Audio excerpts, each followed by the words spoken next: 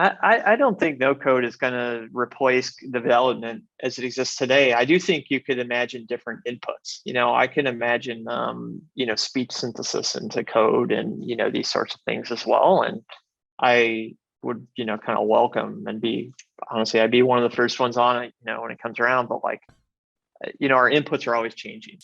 Welcome to Clicks and Bricks Podcast. We talk about the entrepreneur mindset. If you get one shot at this, what kind of shot are you going to take? If we forget who we are, they're going to forget who you are. You've got an adversity story that's out of this world. Everything from that Main Street brick and mortar to that billion-dollar manufacturer. Jonathan, we are super excited to have you on the show today. Before we jump in and talk about your business, can you give us a little bit of background about who you are and your background? Sure. Yeah. Pleasure to be here, Ken. Yeah, I'm Jonathan, a co-founder at Modern, which is a company that's doing automated application modernization and infrastructure modernization, doing source-to-source transformation. But I got my start doing this kind of technology, writing a similar thing for Netflix back in 2016. Went on to work on the Spring team at Pivotal, so a really technical background. And now out here doing this. And you're out of Miami, correct? Now? I just moved to Miami a few months ago from Seattle. So went coast to coast, corner to corner. There's just so much energy here and so many people moving here right now that it's a really interesting place to be. Absolutely. And is the company headquartered in Miami or Seattle? The company is distributed, so we've got people all over the U.S. And in the sense that I'm here, I suppose it's headquartered here. You said a lot of words about what the company does, source to source, modernization. Can you break that down in a little more simple terms for the audience? So, a lot of organizations, small and large, have custom software. They write internally. They hire engineers. They write experiences for their customers or for internal tools. And so that all involves, writing source code. And then they've got this pile of source code that they need to manage and keep up to date and patch vulnerabilities in it and so forth. And so Modern is really about automatically modernizing that source code. We're actually changing the text of the source code on behalf of these customers to get that stuff moving forward. At our larger customers, that source code can be, think 300 or 400 million lines of source code. So if you were to take that source code and kind of put it, in lines and put it in pages in a book and stack these books end to end, it would go, 3/4 of a mile, something like that, end to end. Wow. So the amount of code in these organizations is really huge. So are you changing it to make changes or for break fix, or why would somebody need to change their code like that? Sure. Yeah. I mean, security really in many cases is a moving target, and so is performance. It's code that was correct today and that we've shipped and built a customer experience around. Tomorrow we discover a vulnerability in it. Now I've got to go back across all those books stretched out across 3/4 of a mile and find all the places where that vulnerability exists and fix each one of them. And so what Modern's doing is really rewriting that stuff on your behalf. So yeah, you could do it very quickly. Right. So, I've been around programming most of my life for the most part, right? I mean, since I remember, some C+ way back in the day and my Commodore 64 and all that fun stuff. And if I can recall, and I still do some programming today, not much. We always just commented our code, but if you're talking millions of lines, hundreds of thousands of pages, how is somebody today supposed to keep track of what's where inside their code? Not well. That's kind of the situation. I think what we've seen is, first of all, it used to be easier because the volume of that code was lesser. One of the organizations we work with, actually in Missouri, back in 2014, they only had 40 repositories of source code, so 40 individual kind of units of source code. They had 70 engineers working on those 40 repositories. Today, they still have the same 70 engineers, but they have 900 repositories instead. So they have 25 times the amount of code they used to have. This is just 5 years ago, but the same staff working on that. So you can imagine it's just getting, harder and harder. And what the typical response has been, the industry is full of security scanners, code quality scanners, things that generate reports and say, there's a problem, there's a problem, there's a problem, there's a problem, and give engineers a list of things to do. But what we're finding is that's just not actionable anymore because of just the volume of things that it would require to do. So I'm familiar with applications like Puppet and Chef and things like that. How do you and those are ways to push out code. How do you differ from an application like that? I guess Puppet would be a code distribution platform. I Yeah, guess. Puppet is around like, infrastructure configuration management. It's about keeping your infrastructure up to date Right. by mutating the actual infrastructure. We're on the side of the software delivery lifecycle, mutating the source code that winds up getting deployed to that infrastructure. You have really two different businesses that you're running today, an open source and then an enterprise will do it for you or assist you in that That's right. world.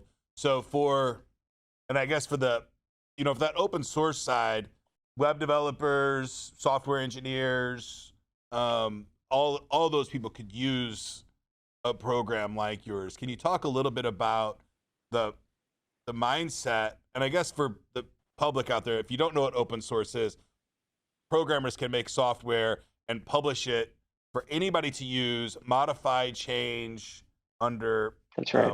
a general licensing, and you get to use it for no charge. Different programs have different rules about how you can use them and where you can use them. But the world gets to use it at no charge. Can you tell us a little bit about why you have this open source free version to use and this enterprise piece, which is where I assume you end up making your money? So the open source component is, this is a refactoring or rewriting engine that actually takes code and transforms it from one thing to another. And we develop what's called recipes. That's a particular unit of transformation. So a recipe does one thing. It might take your Java 8 code and make it Java 11 code. It could fix your Terraform code. It could update your Kubernetes manifest. It can do various different things depending on what the recipe is designed to do. But our view is that we both want to open source the underlying refactoring engine, but also all of the recipes that we develop, so that you can take one of those units of transformation, Java 8 to 11, run it on a repository and see the result. And that's how usually folks get started. But being able to do that on one repository is one thing. Being able to do that across 10,000 or 20,000 or 50,000 repositories is just a whole nother thing. So the commercial offering is really about taking that same recipe and running it across a whole org and tracking the change to completion. The reason we really want and love open source here is we really want to involve. There's all these other open source frameworks that we all sort of build products on top of, and we want the authors of those frameworks to provide recipes to fix their users. So I think about VMware. VMware has a team called the Spring Team, which develops a Java application framework a lot of businesses build experiences on top of. And one developer on the Spring Team could make a change and impact 10 million people downstream of them because they're all building product experiences on the same open source framework. So I want that one developer on the Spring Team to write the recipe that then fixes everyone downstream of them. And so it's really important for that component to be, freely available and for the recipe to be freely available.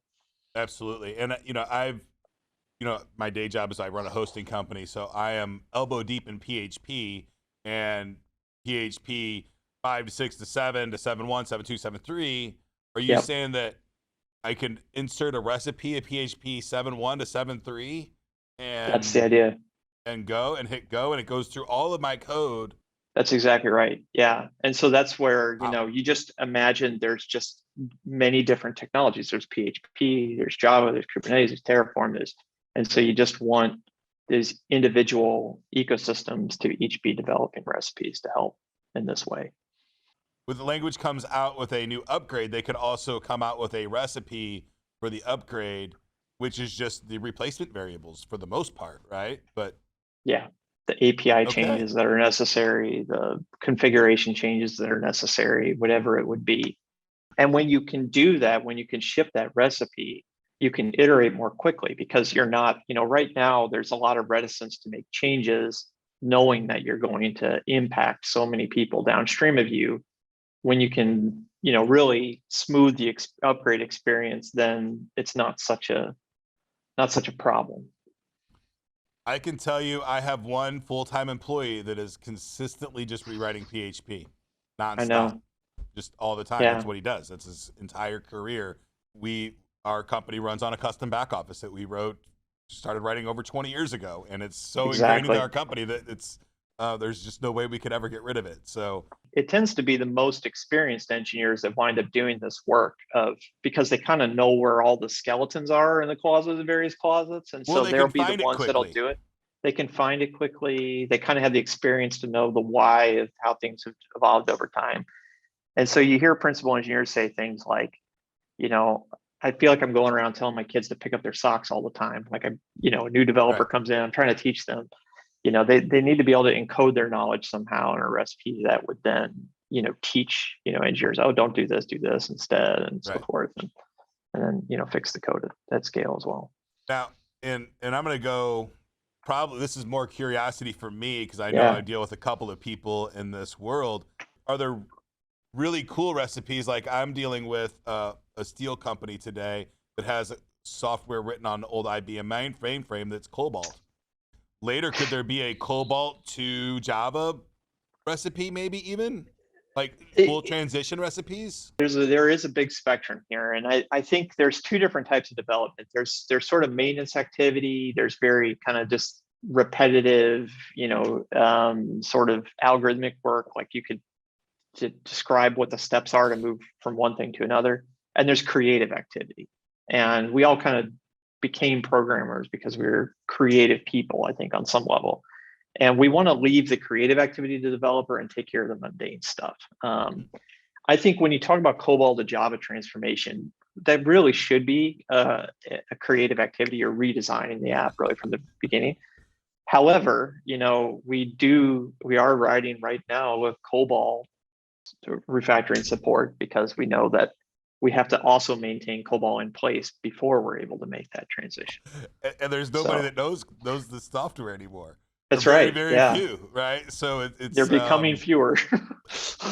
Yes, and I see fewer. that being, it's a big steel company, and Right. they're stuck on this IBM mainframe, and they cannot get off of it, and so that's definitely Yep. huge issues. And as we move forward, I think we're going to see, even with hardware infrastructure, some of these softwares that are being deprecated that are supporting major infrastructure, like Right. significant infrastructure. Like I don't know what software is running our red light systems today, and I'm sure it's I different know. for every municipality, right?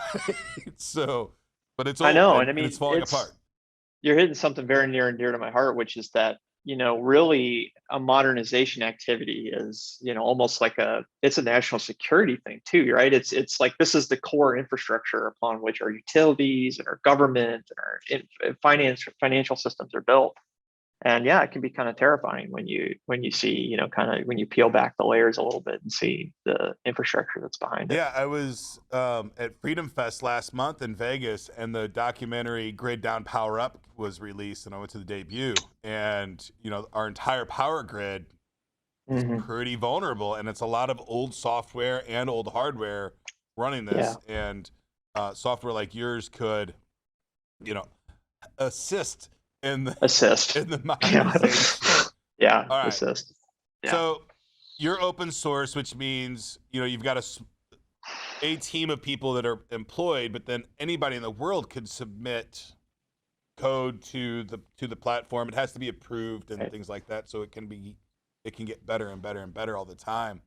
But for the most part, you're a pretty small firm as far as headcount goes, but you're dealing with clients that are Fortune 1000 clients, enterprise level clients.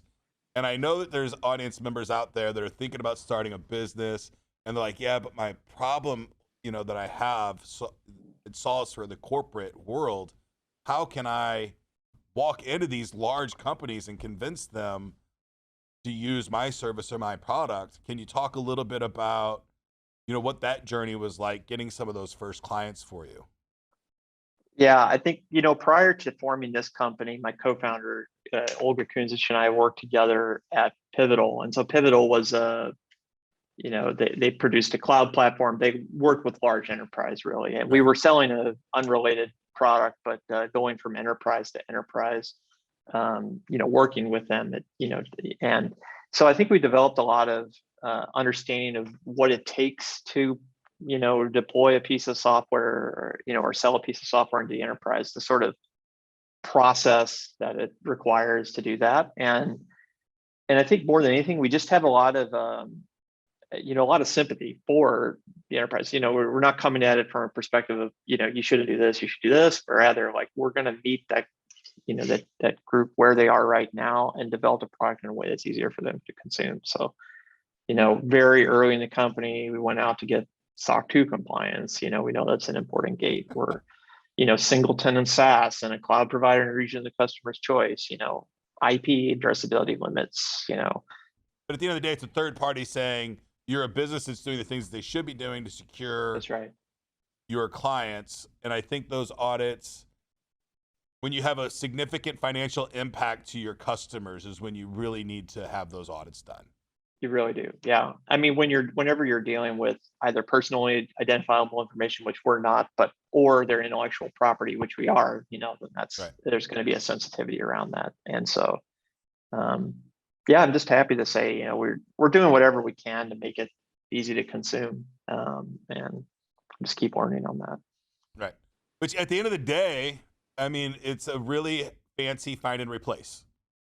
That's right. You can see it that way. Yeah, absolutely. Right? Like, so Absolutely. you're going to go through and you're going to find all the bugs and errors, and you're going to find deprecated code and replace it. Mhm. Would this be used in something like break fix of code? Yeah, so some of the problems really are, I think there's a lot of like code quality tools out there, and code quality tools tend to point out potential program errors. Right. And to some of those potential program errors, there are auto remediations that are obvious, and so certain classes of recipes will kind of preemptively fix bugs before they, or maybe they're already happening and you just don't know yet. Right. But that is one class for sure. Okay. I know like closing tags and things like that sometimes get missed, and they don't cause an initial issue up front, but later they'll cause some loop when somebody else doesn't close something in another space. Yeah. But there's when you're talking about, for the people that don't program, the nuance and what you can do, just like anything, if the left hand doesn't know what the right hand's doing, you get problems long term. But unfortunately, right. you can run for a long time and those hands never touch each other. But when they touch each other, something blows up. Yeah. And you just don't know it until it happens a lot of times, because you've got hundreds of programmers sometimes working at different sections of your code. So, And in the real world, there's so much variation, and so it's, you used to work for an insurance company, and I know, everything would seem fine, but you're trying to rate an auto policy for a motorcycle in a particular county in Kentucky, and it's going to blow up, because there's something weird like that. So it's just trying to deal with all the variation that exists in the real world is really difficult for engineers sometimes. fantastic. So you're all in right now on this company. No other. This is it. That's it. That's All right. it. So Can you tell we set me- about to raise venture capital in, mid 2020. So the lockdown happens and we say, okay, this is the time. And it was a wild time to go try to fundraise, but that's where we are. So are you still in raising capital mode? I'd did say you close the round? once you start, you're always doing it to one extent or another. No, we've closed 2 priced rounds so far. So we're post Series A company, around $20 million totally raised now. Okay. And so just trying to build product as quickly as we can. Wonderful. So you left Pivotal in, would have been 19 or 20? 19. 19. Yeah.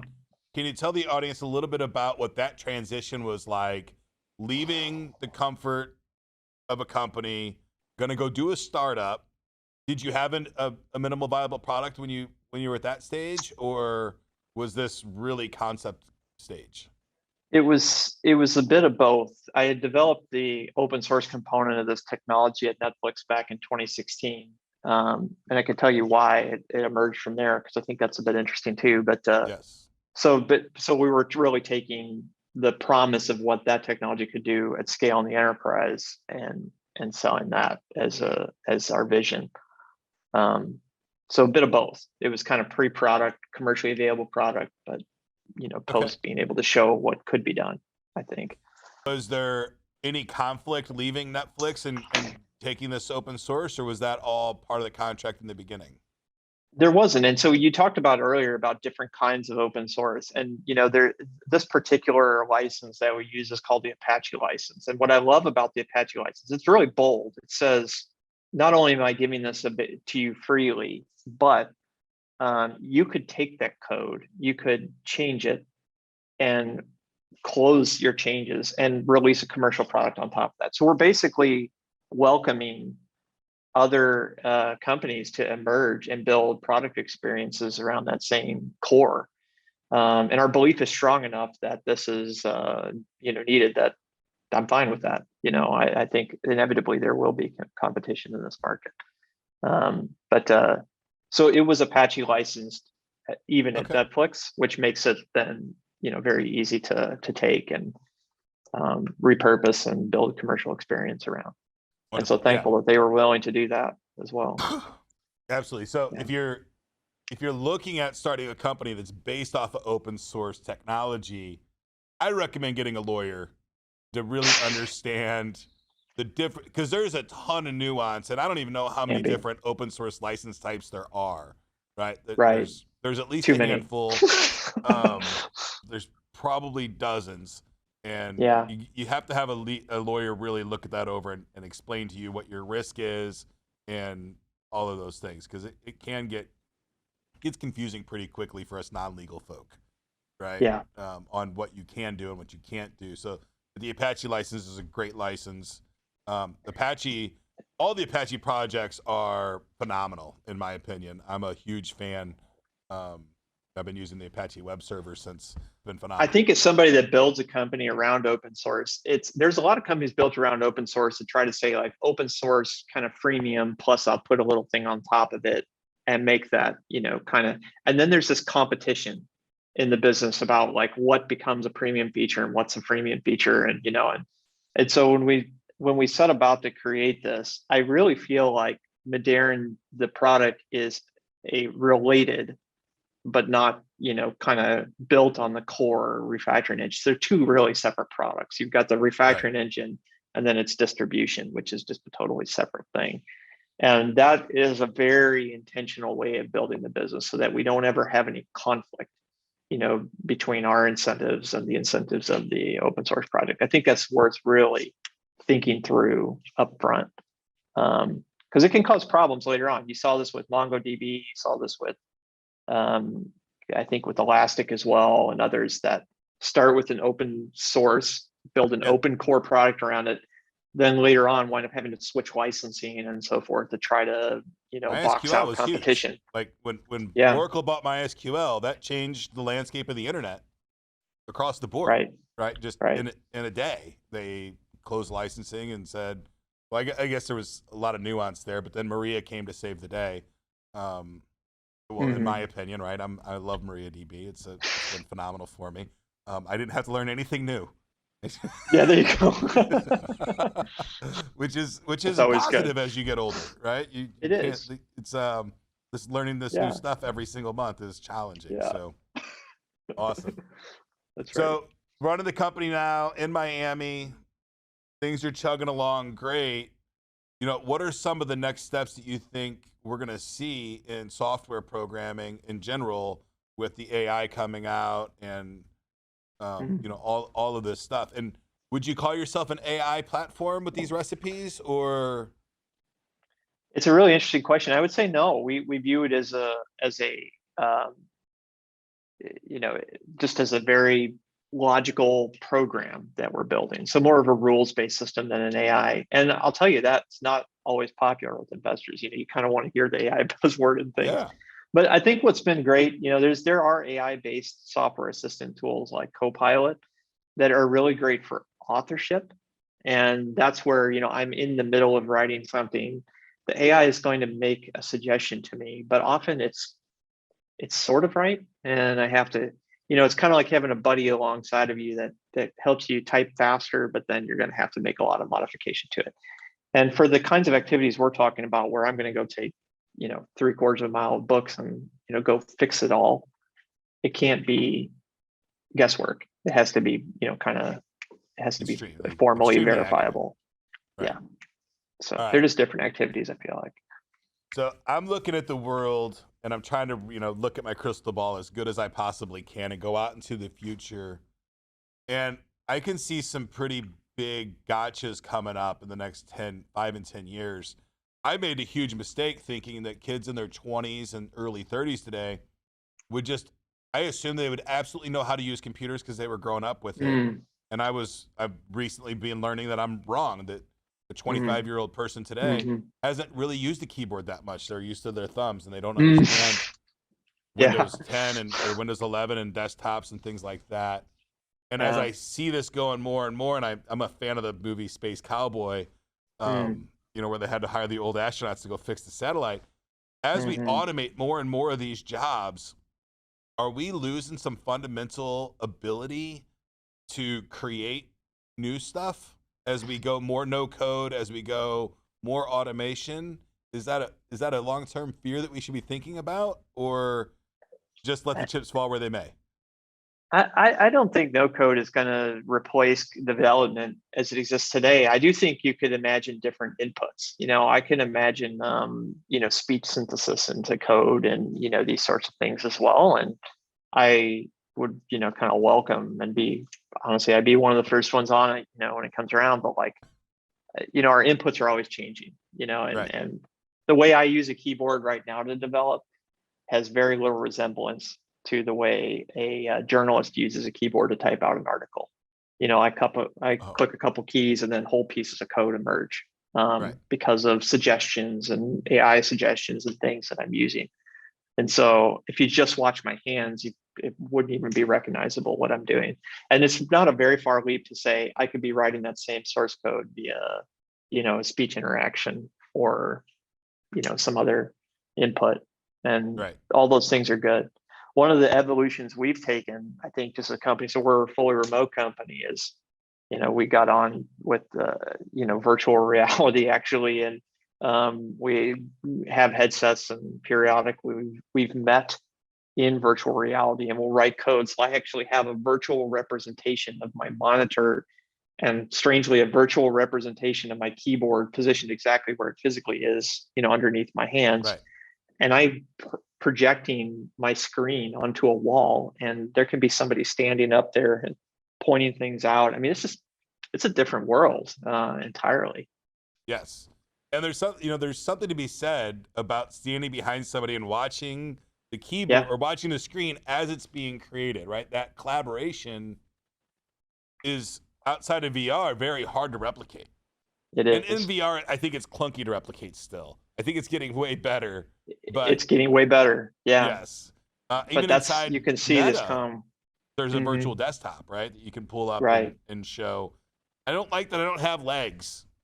I just don't like it. It confuses me. I want legs. So yeah, it's what it is. So awesome. So implementing VR for remote workplaces. Are you just using Meta for that, or are you using another application? We are Horizon Worker, and so that's what we've used. I think we found that to be the best right now. Although I know that competition from, Microsoft and Apple is coming along. So it's, it just feels very much like the early PC starts in the business case is best or strongest, and then it kind of moves consumer. I think the same thing is probably true of VR, that the business case is actually probably stronger than the consumer case right now. Yeah, for I just can't get out of the education case. I think education for VR and AR is, and maybe not elementary school and high school, but corporate education. Yeah. Repairing HVACs or circuit boards that you could blow up gigantic, I think are going to be just really fun stuff, right? To get into VR and do those things. So awesome. And so it's kind of hard to tell, like, what will it look like? What I don't know. Will I have a multiplicity of screens in front of me? Will I have one? Will it be on the wall? I don't know. I think it's going to look different to everybody. It's going to be different.